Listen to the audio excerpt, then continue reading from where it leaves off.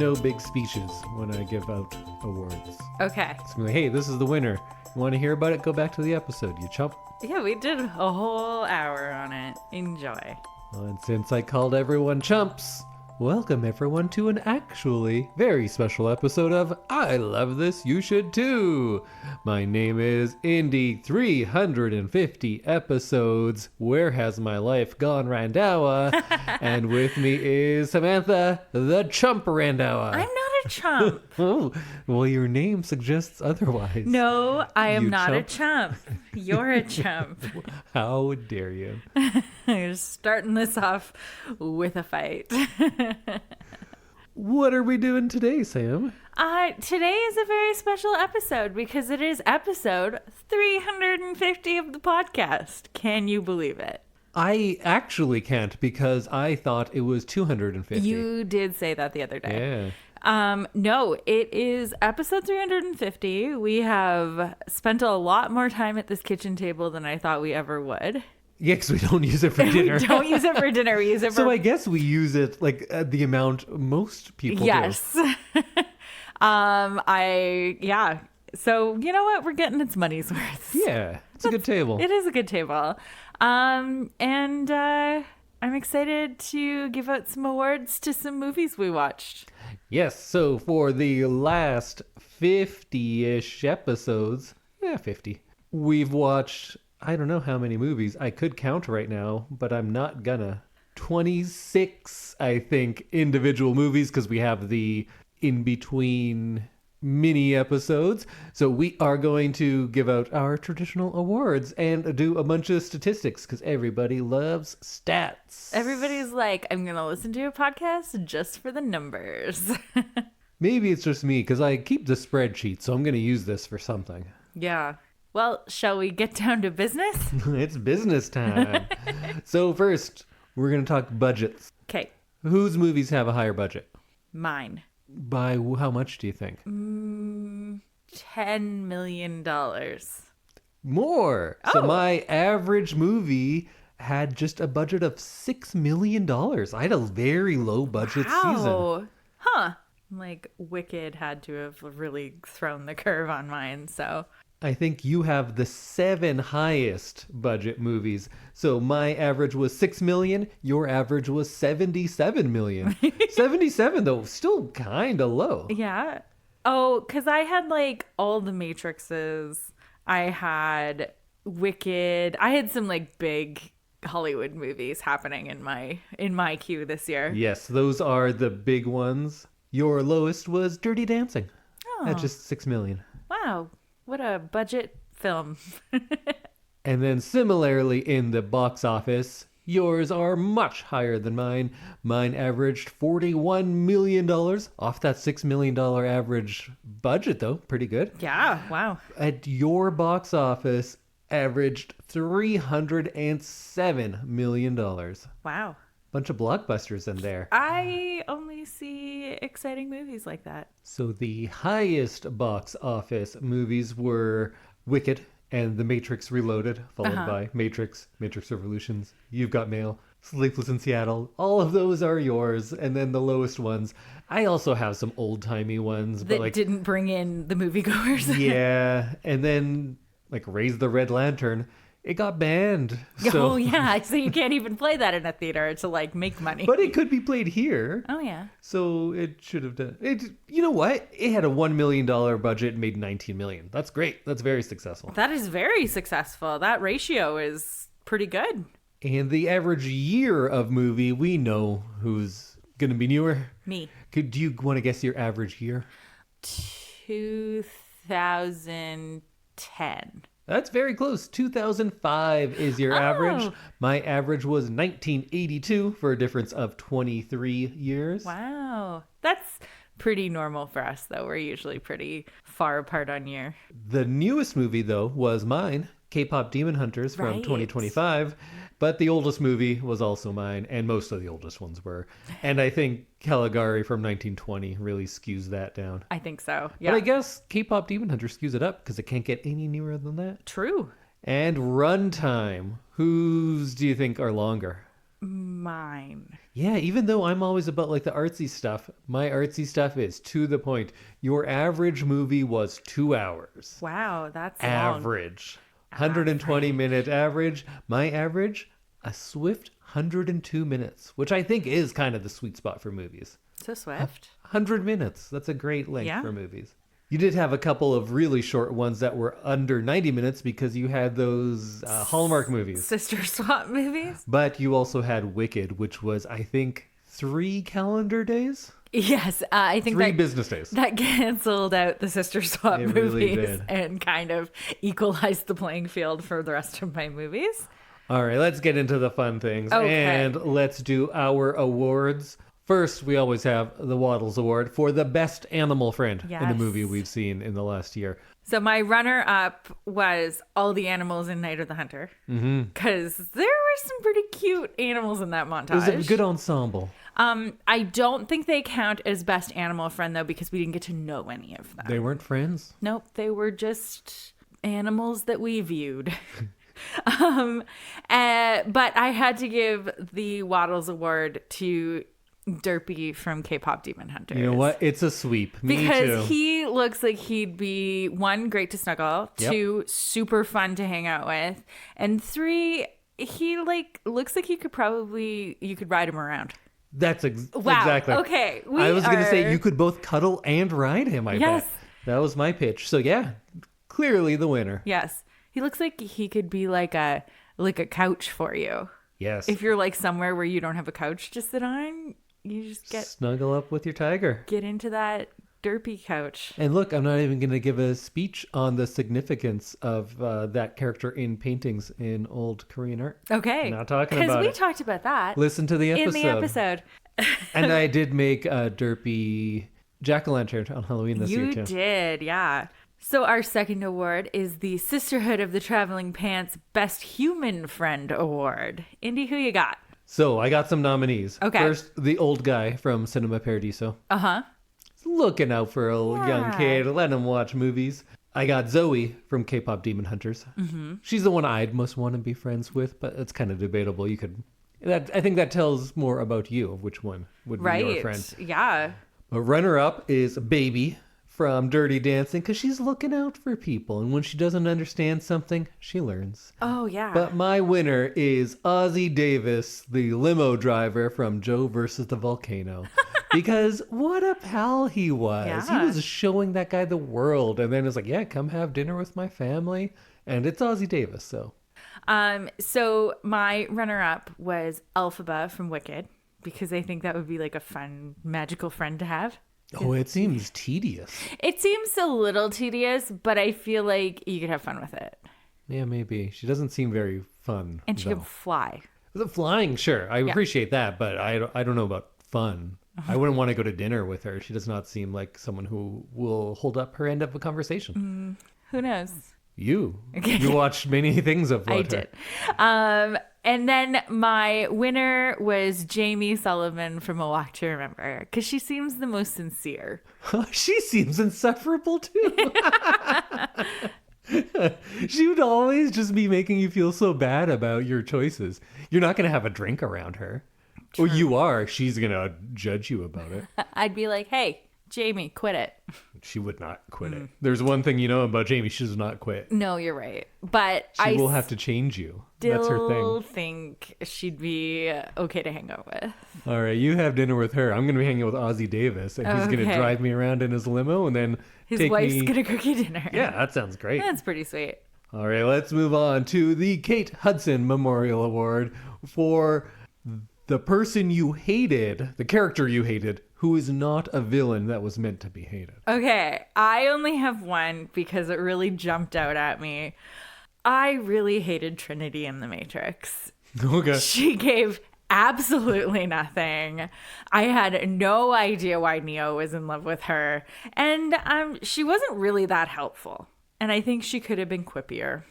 She did bring him back to life with True Love's Kiss. Yeah, and that's pretty dumb. helpful. No. Well, yeah, it was dumb. In a yes. movie like The Matrix, I don't think True Love's Kiss should be involved because That's kind of what the they'd whole known thing was each about. other for like 20 minutes. Well, to be fair, she had been stalking him for quite some time at that point. And that's also why I hate her.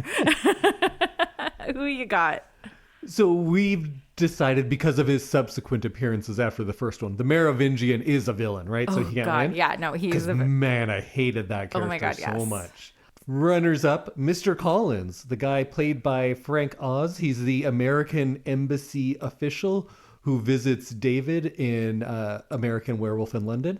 And he's all angry that David is upset that his friend's dead. And he's like, Oh, yeah. listen to me. And of course, from recent, Icy Spoon in Night of the Hunter. Oh my God, yes. She was a terrible person. She was.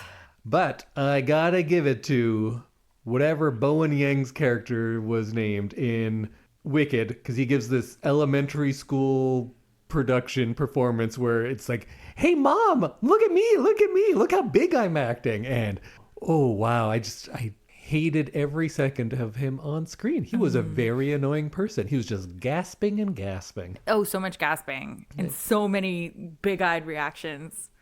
His character's name was Shen Shen. Shan. Yeah, very annoying. Too much gasping. Too much gasping. Let's keep the gasping to a minimum next season. We'll see. I bet you got some gaspers in there. Probably. Oh, and then one of my favorite awards, I think one you don't like as much, but it's the Magneto Award for the villain that was right the whole time. Okay. I struggle with a sword every year, and I could not come up with somebody, mostly because I think I'm too tired to come up with somebody. So who you got, Indy? Well, first, Genu in K-pop Demon Hunters, but he turns out not to be the villain. But then, are all the other demons sympathetic too? Do they all have sad stories? So maybe all of those demons are right. They were just victims of circumstance. But we give Genu the benefit of the doubt because he's handsome. Right. Jack in American Werewolf in London, who's telling his friend, like, you should kill yourself because you're going to kill a bunch more people. Yeah. He did kill a bunch more people, so... Oh. The dad in Dirty Dancing is a tricky one because I think he's viewed as a villain by many people, but if you actually sit and watch the movie, he's a hero. See, this is why I struggled with it, because I didn't think of him as a villain. I think like a he's dad. regarded in that way from people who saw the movie years ago, Oh, okay. because they're like, we're young and fun, and he was trying to control you, but he's a good guy. He's a good guy. So He's that one can't looking win out for his daughter because he's not. helping his daughter's friends in a really dicey situation. Yeah. And he just wants his daughter to be happy, and he might be a little heavy-handed with his parenting, but you know what? I think he's okay. I don't think he's a villain. No, I think he's a hero. So he can't win because he's not actually a villain. That's more just, hey, why do you think this guy's a villain? Yeah. So the winners are collectively the robots in the Matrix trilogy. I love that. They get screwed over, and then they were just trying to live, man. Yeah. Especially when you watch the Animatrix. True. Humanity, messed with them, and then they were just trying to live. Yeah. And plus, they often were helping too. Yeah. Really, I think it's because the Matrix doesn't make much sense the more you go into it.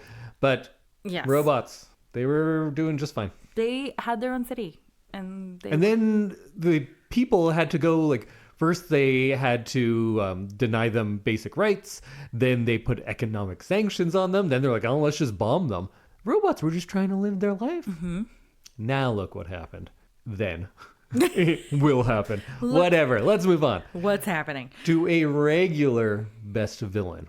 Okay. Award. Do you have someone for this? I do. So my runner-up is Cancer in A Walk to Remember. I didn't think of Cancer as the villain. Yeah, I guess. Because That kind of beats all the villains I have. it's ripping these two young lovers apart. It did bring them together, though. They wouldn't have got married if had it not been for the cancer. Yeah, but then they weren't together. True. Yeah. So Cancer is my runner-up. And I think if you can do anything with some catchy songs, and some good choreography, I think that makes you a best anything. So I'm going to give it to the Sacha Boys. Oh, yeah. Because they were the villains of the movie, at least most of the time. And they had some catchy songs and some flashy dance moves and magic. So, you know what? Sacha Boys, best villain of the year. Yeah. What you got? I have so many. Because I had the nice wife from Raise the Red Lantern, who's actually so mean. Yes. Gaslight wife. Hartman from Full Metal Jacket, because he made a guy like go crazy and kill himself. Yeah. Dr. Caligari, because, No, that Dr. Caligari. facial work. Yeah. Laura Lizzie in The Craft, played by, what's her name? She's in Arrested Development and stuff. But anyways, she was so hateable in that, but in a very good way. I thought the winner was going to be Debo from Friday, because he is an iconic villain to me. It's like Darth Vader and Debo were kind of my top two. But after last week's movie, I gotta give it to the preacher played by Robert Mitchum in Night of the Hunter. I thought about him too, but cancer beat him out. Yeah. As it does with so many. It's true. It's true. Okay, we go on to our next award, Best Dressed. Indy, who you got? Ah, yes, the Eliza Doolittle Award. So runners-up, Farouja Balk in The Craft. You know how I love a 90s goth girl, because that's when I was in high school, and it worked for me. Yeah. Gong Li in Raise the Red Lantern. She has so many good outfits in that. But my winners have to go collectively to Huntrix from K-pop Demon Those Hunters. are good outfits. Whether it's the all blacks, whether it's the military epaulette kind of styled one.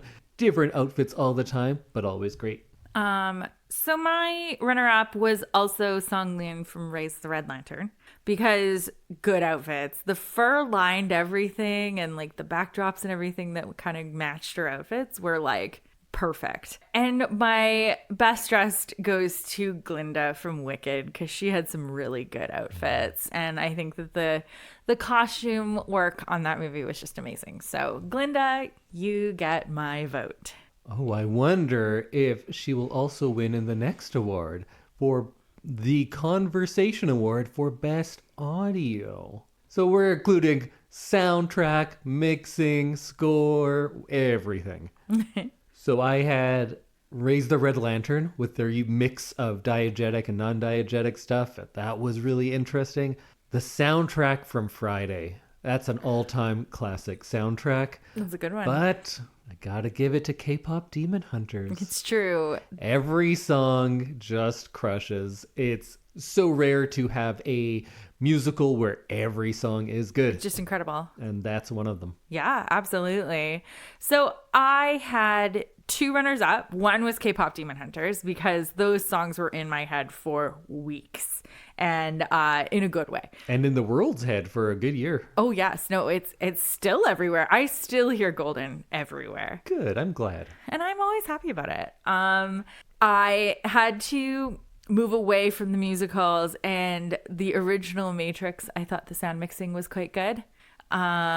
Except for all of the ragey robot music. So except for the music. I was thinking about like the sound of the movie. Sure. Like all the guns and the sound mix was really good. But I have to give it to Wicked, because there's just something about Wicked that is nostalgic, and I love the way that they did all the songs, and I'm just, all about Wicked. So It's true, she is. I'm wearing Wicked sweatpants right now. If there's one thing Wicked fans are, it's easily offended, so I'm not going to finish that. Okay, so we go on to our next award for visuals in a movie. Oh, yes, the Blade Runner Award. So, K-pop Demon Hunters, it's right up there. That's a fantastic looking movie. Raise the Red Lantern is also gorgeous. Night of the Hunter was so good too. But if we did it for all movies of all time, this might be my winner. It's Cabinet of Dr. Caligari. Yeah. The most inventive, influential movie maybe ever. So, of course, it's going to win my favorite visuals of the year. Yes, absolutely. So I feel like I'm just repeating myself over and over again. But K-pop Demon Hunters was my runner-up because they did such an incredible job with the look of the movie, as well as the change in the art style to be more like kind of anime style that you don't really get in a lot of animated movies here. And also just the costumes that they made for these characters were just incredible. So K-pop Demon Hunters is my runner-up. I'm gonna give it to Wicked again because the sets and the millions of tulips and just the work that went into this production was worthy of this award. So I'm not going to argue with you loving costumes and sound or performances from this. I clearly disagree. But the visuals, it was the most visuals. Mm-hmm. Oh, is your award for most visuals or best? Because I went best. Best. Oh, because Wicked is clearly the most. Yes. It is the most everything, and it is assaulting to my visual senses. Okay. I did not find it interesting as much as I did confusing and assaulting. It was constant. There is no depth to anything. Everything looks like a big, like there's a ring light on everyone because there's no shadow anywhere in it. It is a very disorienting movie to look at for me. I never liked the visual on that one. But you know what? We talked all about it on a different one. Oh, we have the Lung Chung Best Couple Award. Oh, okay. From Tony Leung and Maggie Chung, who did all those movies together and won all those awards. I was thinking of that as all one word, and I was Chung. like, I don't remember a movie where that was in it. Chung Leung sounds better. Oh, now I'm just mashing words together. They're just getting closer and closer together, yeah. So I had Rumi and Jinu from K-pop Demon Hunters. Oh, yeah. Forbidden Love. Mr. Baxter and Miss Kubelik in The Apartment. Oh, yeah. Joe Fox and whatever Meg Ryan's name was in You've Got Mail. Kathleen. Oh, I didn't remember that. But I gotta give it to Craig, played by Ice Cube, and Nia Long in Friday. That's a couple that I was like, yes, I actually believe this. That he was interested in this girl the whole time. It's a very classic setup if you think about it, that there's a girl that he likes, he impresses her by beating up some big bully and wins the girl. It's really like a 1950s rom-com in a lot of ways. Oh, yeah. Friday. So they win. What do you have? I have Baby and Swayze from Dirty Dancing. I cannot remember what his name is in that. Me neither. And Baby and Swayze kind of rhyme. So yeah, that's a good... it sounds good together. I thought that they're a classic forbidden romance, and I think that that is a good trope. I had Joe and Kathleen from You've Got Mail. You can't get over those two together. They're great. They are, usually. And that's why they made so many movies together. But I have Landon and Jamie from A Walk to Remember. Oh. Damn you, Cancer. Damn you, Cancer. Yeah, that's fair. Oh, but contrary to that, we have the Rhett and Scarlett Award for Worst Couple. Who are your worst couples? My worst couples are Judo and the old guy. Oh, yeah. From Judo. Sure. But then he's crippled and she moves on. Yes, but he was very, very mean to her. Absolutely. What a terrible relationship. And my award goes to Trinity and Neo in all of the Matrix movies, because why were they together? What point did they like each other? I thought if I put that in my list, because originally I did have it in there, that you'd be upset with it, but you hate him as much as I do. I do. I just don't understand how they're in love. No, well, they just say it a lot, so then they are. Nobody has facial expressions. No, they don't do expressions in those And that's movies. like a huge part of like flirting and acting. I mean, relationship aside, acting. But I mean, like, when you're like into somebody and you like are like having little glances and stuff. No, you just watch them sleep for several months and then you tell them that this relationship will happen and it's the most important thing. And then they're like, oh, okay. Oh, okay, great. Let's have sex in a cave, I guess. Yeah. Who you got? So I have Sam and Annie from Sleepless in Seattle because there's more stalking and they also don't know each other at all. They're like, okay, and now we're together. I have Sarah and Skeet Ulrich's character in The Craft. Oh, yeah. The Munchkin and the Witch's sister in Wicked. Oh, yeah. That's weird and I don't even get it. And it seems like he was not interested in her, but then when he can't have the one he likes, he's like, all right, I'll take this one. Yeah. That's a whole weird thing. Yeah, it was. But I gotta give it to that violent best friend that wears a cowboy hat in A Walk to Remember and Belinda. Oh, Remember I Belinda forgot and the about cowboy? Belinda and the cowboy. Both terrible, terrible people. And then he seems like he's abusive to her because when he says something, she like flinches. Yes. She seems afraid that She entire seems movie. afraid. And then when she's not with him, she's a bitch. So They're both terrible people. both terrible people. And like, And it seems like their relationship's terrible. yeah, they So- should probably just not. They should not. Just don't. How about not? Belinda, just don't. Yeah, exactly. All right, now we're getting into it. These are the big awards of the evening or morning or midday, whatever time you're listening to this. Of the subway ride. Yes. Our first award is for Best Performance. The Audrey Hepburn Memorial Award. Yes. So I have Vincent D'Onofrio in Full Metal Jacket. Oh, yes, yeah. Shirley MacLaine in The Apartment. Mm-hmm. Meg Ryan in her 3 roles in Joe versus the Volcano. Oh, yeah, that's right. But I have to give it to Gong Li in Raise the Red Lantern. She has like a full gamut of emotion because her character goes through so much, and you can tell she was just fantastic in that. She was fantastic in Judo, but I think this one she really shines. Okay. I also had her from Red Lantern as one of my runner-ups. Same reasons. I think she gives a really strong performance.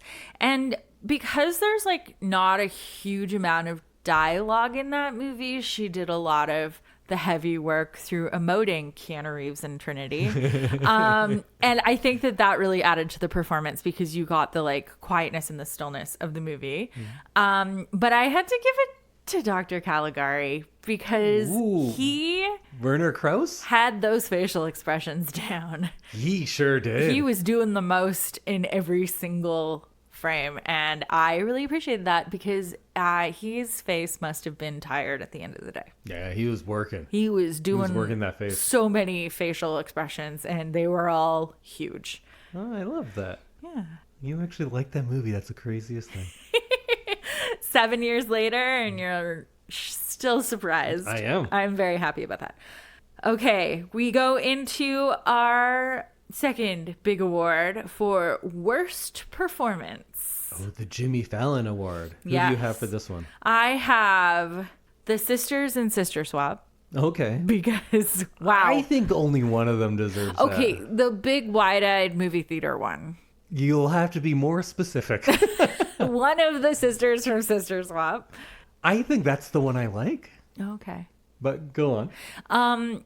But I had to give it to Trinity because whew, how are you a leading lady in like one of the biggest Hollywood franchises and you give absolutely 0 in your performance? It kind of feels like they were directed to do that because it was across the board. Because my runner-up, the entire cast of The Matrix.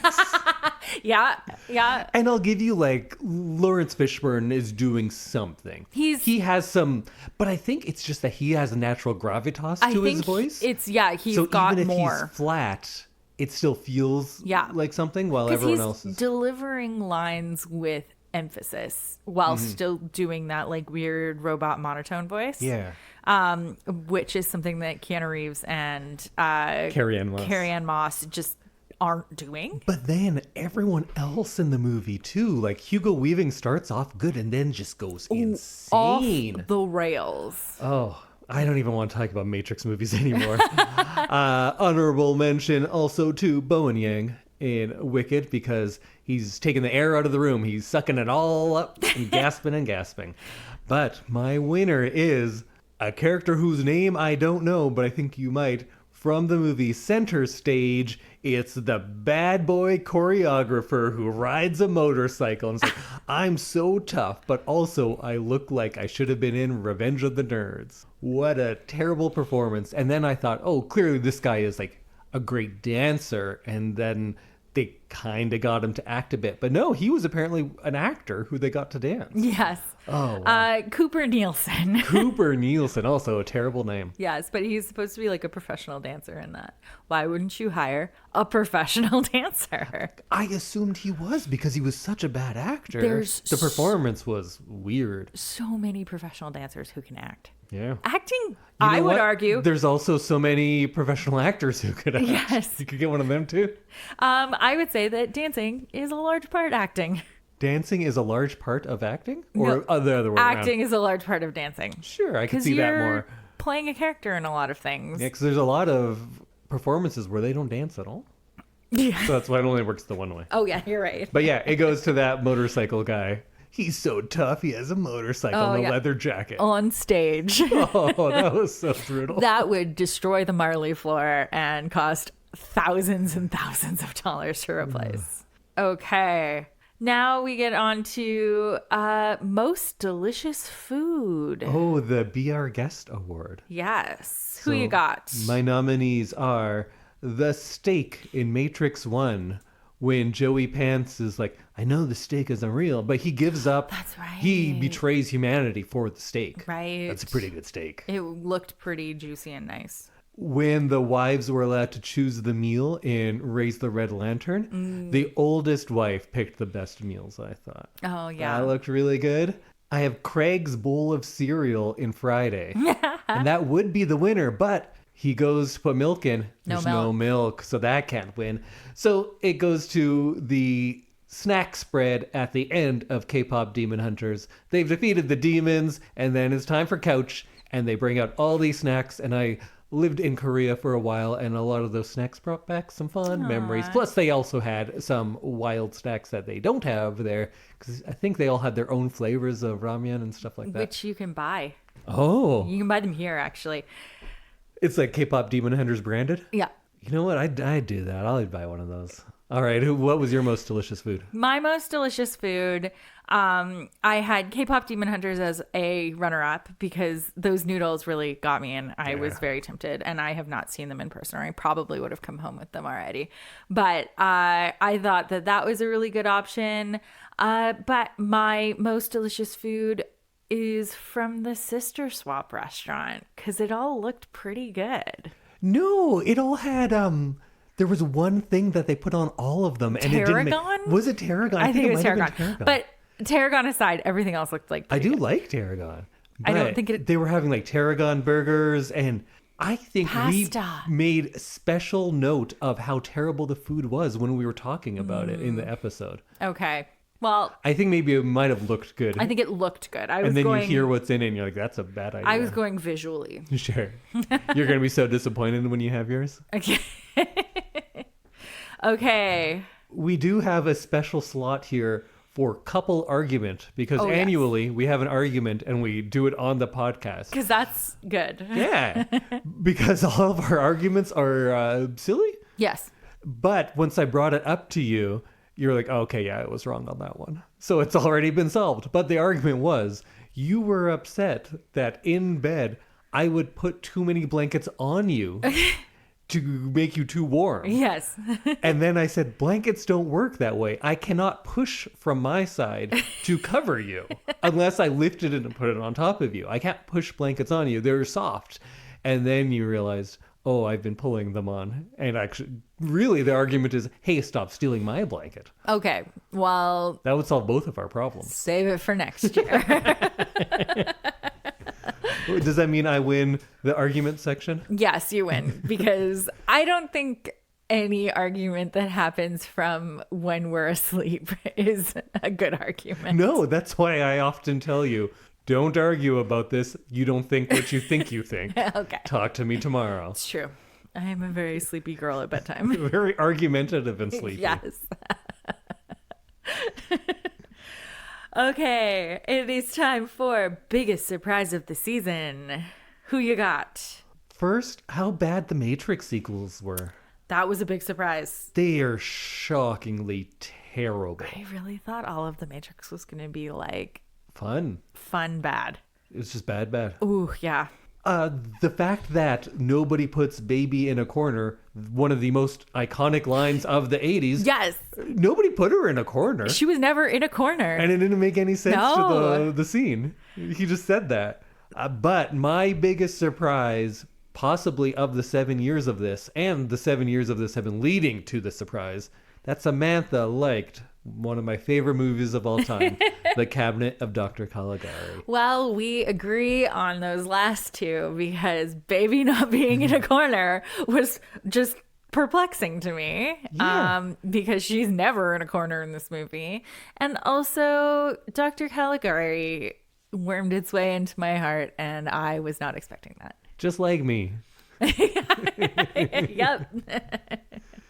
Yeah, this whole podcast has kind of been leading towards me finally showing you that movie, but I had to prepare you.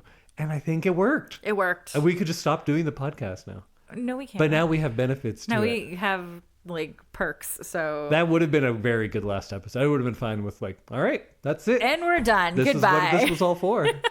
See you later, everyone. Oh, and we have a debate next because the couple argument, there was no arguing there. Uh-huh. But which world would you most want to live in? Let's do you have honorable mentions? I do. What are they? Wicked because it's magical, Also fascist. but like it's Magically fascist. magically fascist. Yeah. Do you have a runner-up? I have Joe versus the Volcano because it is our world, but more fun and whimsical. Mm-hmm. K-pop demon hunters. Sure, there are demons and they are real. It usually doesn't affect us, though. And there's demon hunters out there who are very stylish and taking care of it for you. True. Those are my runners up. But who did win for you? I really wanted to live in the world of Center Stage. Oh, I went with Sister Swap Christmas movies. Oh, interesting. So Center Stage, what makes that a good world to live in? I think it's because of nostalgia for me. I grew up sort of in that world. I think I would like to attend a school to become a professional dancer. And I think that the nostalgia from being a dancer at a young age would be nice to live in. So you just want to go dance again? Yeah, probably. I don't think if that's the same thing, because that world is just our world, but it's kind of a worse version, I would argue, because there's no real merit to how the dancers are chosen. Like jerks and assholes do very well in that. That's strange for a movie it's not a romantic comedy, but it's kind of in that world. Usually the good people are rewarded, but not in that one. Yeah, it's kind of true to life too. Yeah, bad people are rewarded. To be one of the best dancers, it doesn't have anything to do with your dancing talent. Okay, so that was weird in this movie, but like I think in the real world it would be different. So you just want to be in the world you're currently in, Yes, but be a dancer. but be a dancer. I think you just want to change jobs. I think that's different. Oh, okay.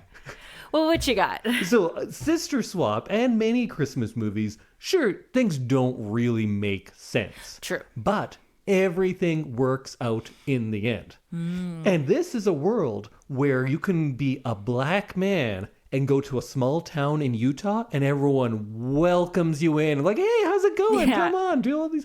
And it's fine. That's a world I would like to live in. Yeah, that It's seems just nice. our world, but nothing bad really happens. And then when something bad Yeah. does happen, like your uncle dies at a old age, was it Kevin Nealon? Was Kevin Nealon in that movie? I think so. That's weird. When your uncle dies, like, sure, that's tragic, but it brings the town together. So at least you get that. I agree. And you know what? Hallmark movie Snow Globe Bubble seems like a great place to live because like everything works out. Yeah. Yeah. And if you're short on money, money happens. And even if you're broke, you still have a pretty nice house usually. Yeah. You live in like a giant Utah house. Just a hot tip, don't just type sister swap into Google. Yeah, I bet there's people who are watching the movies with us and like, oh, I downloaded something very different than what you They were guys like, are talking about. I didn't realize that the podcast had gone into this realm of film.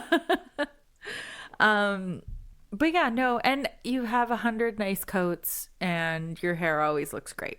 Exactly. That's the world. You're right. You win. And even when you make a joke that's not a joke, everyone laughs. Oh, yeah. Yeah. I would crush in that world. You would. You really would. You'd just be walking around and they're like, it's Indy, the funniest man in Tinseltown. I'll just walk in and be like, I'll have what she's having. And people are like, ah, he said it in the cadence of a joke, so it must be funny. And he pointed, so like... I'll pull my collar a lot, Yeah. and people are like, yeah, that's good material. And you just do the like, ta-da at the end of the joke, like, Yeah. my joke's over! And then everyone laughs. That'd be good times. Yeah, I think you do really well in that world. All right, a couple last ones. What is the most rewatchable movie out of here? My runner-up was A Walk to Remember. And my most rewatchable was Center Stage. Oh, I enjoy it quite a bit. interesting. I enjoyed it less. Okay, well, So, most rewatchable, Cabinet of Dr. Caligari. Oh, yeah. Still holds up. 74 minutes. Flies right by. not surprised. K-pop Demon Hunters. Also very Oh, short. yeah. Non-stop action. Non-stop singing. Non-stop laughs. Non-stop That should be snacks. their... Oh, snacks. I thought you said sex. And I was like, you watched a different version of that too. Oh, yeah, no, I typed it in wrong. But mine is Friday. Probably the movie I've seen the most often. Nostalgic for me as well. It's funny. Holds up. Loved it. Awesome. Okay. Are you going to pitch me a sequel or a remake? I don't really have anything great. I kind of thought that maybe Dirty Dancing 2, when Baby and Johnny open a dance school and have to train more star-crossed lovers. They only recruit star-crossed lovers? Yes. Sure. There is a Dirty Dancing too. I know. But it's Havana Nights. I don't know what that's about. I do. Are they in it? No. Oh. But want to hear an interesting thing about that? What? So I have not seen the movie, but I read things by writers and screenwriters, and the writer of that was talking about it, and he wrote this movie that was about the Cuban Revolution, and it was about class warfare, and they took that because he sold it, and they turned it into a Dirty Dancing movie, and then none of that was in what he made. He Okay. wrote this very serious movie, and then it came out as Dirty Dancing. I thought that Havana it Nights. going to Cuba was kind of a weird choice. I've never seen it. I'm actually curious about that. Maybe we'll get around to Maybe it. we'll get around to that one. But I think that Baby and Johnny having to train kids who are going through the same situation as them and being like more parental figures in this one would be kind of fun. That would be fun. Yeah. So I had a few. I think The Craft is ripe for a remake if you guys have to remake something. They I know they just did. did, but they did it wrong. Oh, okay. Did you see it? No, didn't we start? We had it. Did we? You know what? We can figure this out Okay. off the podcast.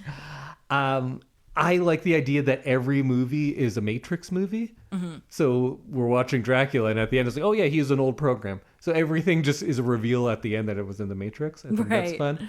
But my pitch for a sequel, there was An American Werewolf in London. They did a sequel called An American Werewolf in Paris. Wasn't very good. My pitch is a Sue Rougarou in America. And it goes back to... You looked at me weird. What's a Surugaru Oh, again? Sioux, the Sioux people. Oh, yes. Okay. Rougarou is like a werewolf. I'm assuming, I never looked into this. It comes from loup-garou, which is the French words for werewolf. And the Sioux had a lot of interaction with the French. And I think the myths got mixed up. And then they had one called a rougarou. Ah. So it would be a Sue Rougarou in America. And it's in the 1700s. And it is a Sioux man who gets bitten by a French werewolf. That werewolf, his people kill it, but then he's like, oh, I feel weird. And then he turns into a werewolf and he goes around and chomps up the colonizers. Oh, yes. I am so into this. A Sioux Rougarou in America. kills all those colonizers. Doesn't that sound like actually a good movie? Oh, yeah. But the final scene has to be like modern day North America, but like without colonization. And lots of werewolves. And lots of werewolves. But like everyone's okay because. And then secretly, it was a prequel to Twilight the whole time. And that's how the werewolves in Twilight started. Didn't they make all the indigenous people werewolves? Yes, they did. Okay. I never saw it past the first one. I don't think that comes up in the first one. There's no werewolves that I can remember in that. There's like, it comes up when she's learning about the vampires because they're like 100,000 years ago. There was like werewolves and the cold ones, but we don't meet any werewolves in the first one. You're right. Okay. But everyone knows because you live in the world. Yeah. All right. We are going to get into our best and worst pictures. But again, we got a few more stats. Let's do some numbers. So our Rotten Tomato scores for my movies collectively average to 90%. Ooh. Pretty good. Wow. Yours, 62. Okay. Not as great. Not as great, not terrible. The highest one, the only 100 was Judo. Okay. But Raise the Red Lantern, Cabinet of Dr. Caligari, Lost in Translation, which we haven't talked about at all. K-pop Demon Hunters, The Apartment, Night of the Hunter, Cinema Paradiso, Full Metal Jacket, and American Werewolf in London. All were my picks, all over 90. Oh, good work. The lowest score, A Walk to Remember. Oh, that's disappointing because I don't think it was the lowest. Don't think it's that bad. The second lowest at 33% was The Matrix 2. Agreed. Yeah, I could see that. How did Sister Swap a Hometown Christmas ranks higher than The Matrix Revolutions? I 100% agree. I think I agree with that, yeah. IMDb is similar. My average was 7.7. Yours was 6.9. Very close. Yeah. Wow. Very consistent.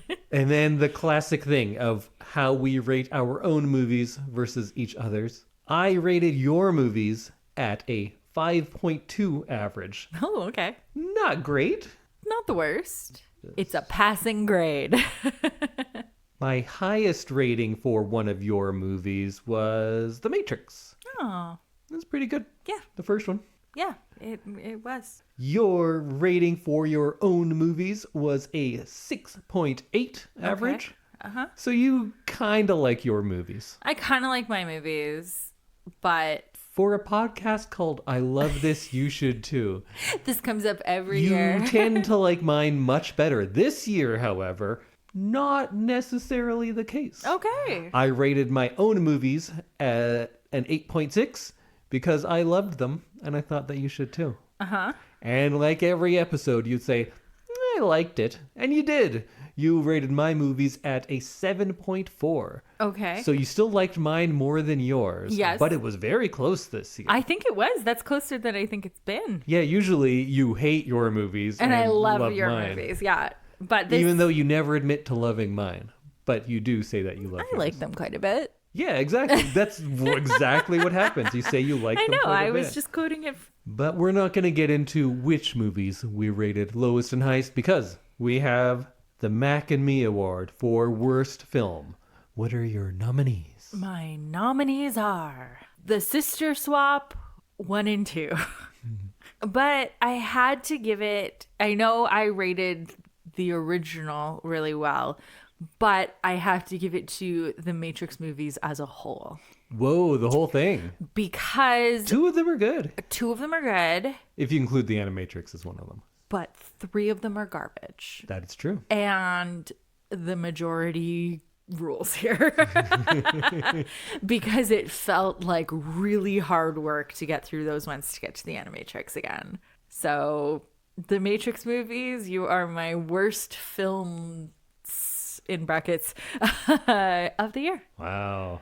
Yep. So my nominees, Sister Swap, the small town one. I think it was called Hometown Christmas. Yeah. The one without that lady who I think you liked less. I liked her more. Okay. Yeah. Center Stage. That's not a good movie. It's quite bad. It is quite bad. It's not hard to get through though, because you can make fun of things and it's kind of ridiculous in a fun way sometimes. Yes. But it's a bad movie. In a way that the Matrix movies aren't. But just as Samantha said, some movies are easy to get through and are bad, but still kind of enjoyable. Yes. Some movies are a real slog, and for me, the epitome of that was The Matrix 3 Matrix Revolutions. It could easily have gone to 2 or 4, but 3 was the real standout of really just was. being 90 minutes of robots shooting robots, and you can't even tell what's It happening. was so loud and so flashy. And taking away the things that made the other ones great. Yes. We had all those great practical effects in the fight sequences in the first one, and everyone's like, this is amazing, we love it. They're like, okay, what if we don't do that anymore? Yeah. Awesome. What if we just scrap all of the world building and just nonsense? Hey, you liked how everything was leading to this one point? Well, it already happened, and now we're reversing it all, and none of that mattered. Just kidding. Great. We do that in every movie now. Yeah. Ugh. But we don't need to talk about that anymore. It took too much of our lives already. It really did. Let's never talk about the Matrix Let's never talk again. about the Matrix again. After today, it doesn't exist. Until that new one comes out. Ugh. All right. Here's the moment you've all been waiting for. All three of you. Okay. Me, you, and one other person. I don't know if a drum roll on the table will translate well, but Okay. Well, I'm not putting in the sound effects, so Great. that's all we're getting. What are your nominees for the My Neighbor Totoro Award for Best Picture? Why don't you go first? Because I only have one. Who you got? K-pop Demon Hunters. Yes. Like I said before, you'll laugh, you'll be hungry, you'll sing along. What a good time. What an enjoyable movie. The Apartment. I knew I loved that movie, and then you watch it again, and you're like, wow. Yeah. Amazing. What an amazing movie. Raise the Red Lantern. I didn't know I loved it as much as I did, and then you're just like, this is fantastic. Yeah. Why have more people not seen this? It was great. Night of the Hunter. That's another one where you just watching it. It's fast, it's quick, it's action-packed, it's stylish, it's artsy, it has great performances, and so underrated. But only one of these movies, I think, is one of the best movies ever made and the most influential movie, possibly of all time, and that's The Cabinet of Dr. Caligari. I think it's important, and then I also just love it. I think it's a very fun movie to watch. If you don't like silent movies, give it a shot. And if you're still on the fence, get a little high. Put it on. You're going to have a good time. Okay. I guarantee it. That's Indy's guarantee. That's an indie guarantee, everyone. You're going to have a good time if you're high. If you're high. And if okay. you're not, you probably still will too. Okay. I did. And she wasn't even high. I wasn't even high. My best film of the year was one that stuck with me after we watched it, and it was K-pop Demon Hunters. Whoa! The songs Shock. are great. The characters were so endearing, and I immediately wished there was a sequel ready because it was just like so fantastic. Wow. Yeah. I am in shock because we watched Wicked and that because Wicked was your best movie of 2025. Yes. K-pop Demon Hunters was mine. Yes. Or is in my top 3 at least. It But was- I thought yeah, you it talked was about it, though. the one that you would like the most. So we watched those two, and you liked my pick better in the end. I'm shocked that yours isn't Wicked because of how, into Wicked you constantly are. It's true.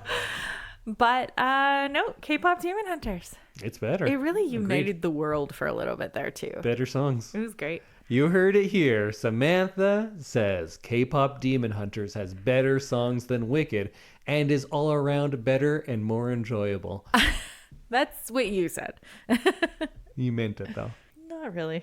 Okay. What's up for next year? Oh, the what's next. So for the first time in kind of ever, we're changing things up. Yes. So first, our next, I want to say like 9 episodes, the entire summer, Yes. is we're going to go back to the folk fests that we tend to go to. That's what we're doing all summer. But this year, like always, we'll do Calgary's. Have a great time there.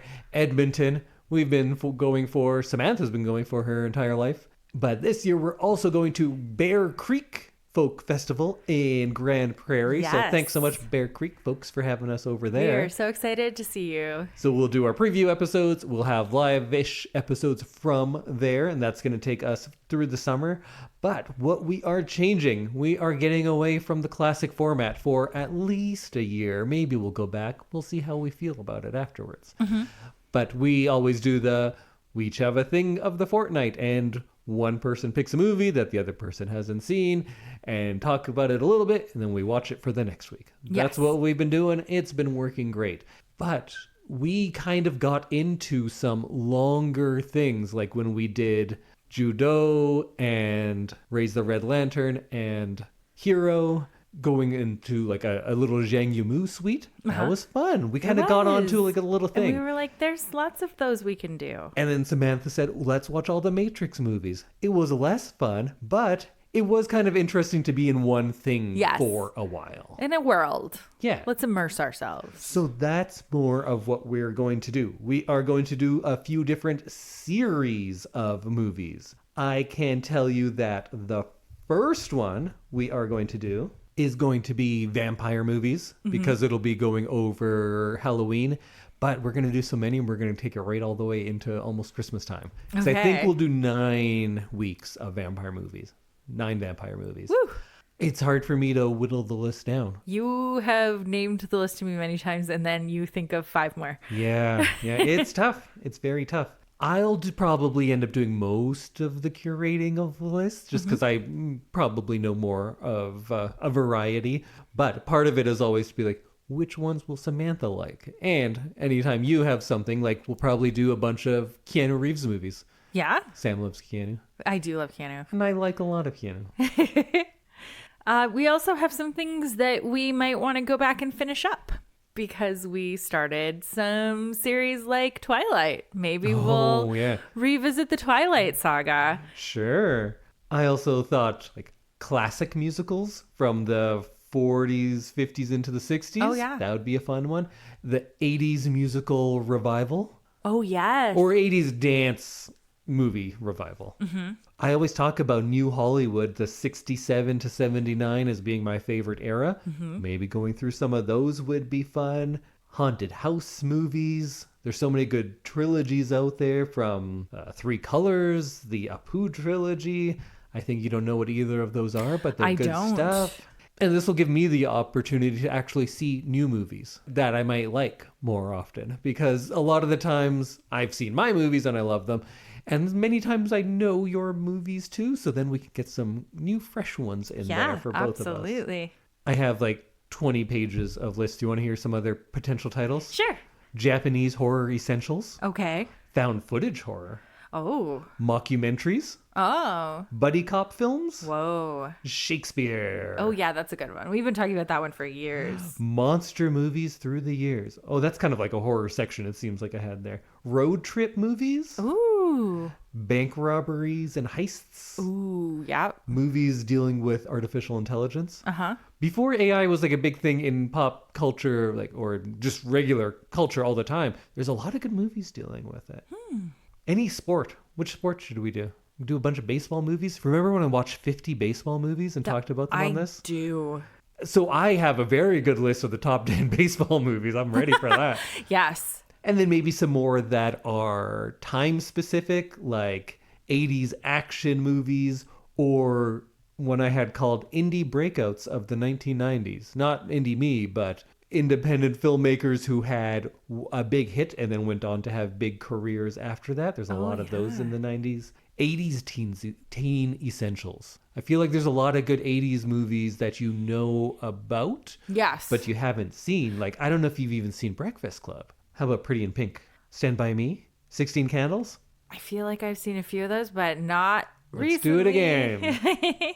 And then I think you have probably a bunch of 2000s teen movies that I don't know about that we could do. So, we could put in, well, A Walk to Remember is already in there. Princess Diaries we've already seen. Maybe Freaky Friday? Yeah. Have we done Mean Girls on this? We did Mean Girls the musical. No, we didn't. Yeah, we did, didn't we? We did an episode on Mean Girls the musical. Maybe we didn't. Was that even a movie in theaters? Yeah. So I didn't know that, so I'm guessing I didn't do a whole episode on it. I guess not, but maybe we'll visit Mean Girls. Yes. I always wanted to do one on like 90s, they often call them hood movies. Like people wear a lot of hoods? No, like New Jack City, Boys in the Hood, Juice, Menace to Society, Above the Rim, Dead Presidents, Poetic Justice. Oh, so many good ones. Any director We could do a bunch of their movies, any actor. You know what? We don't need to list them all here because we're going to go do them. Let's do them.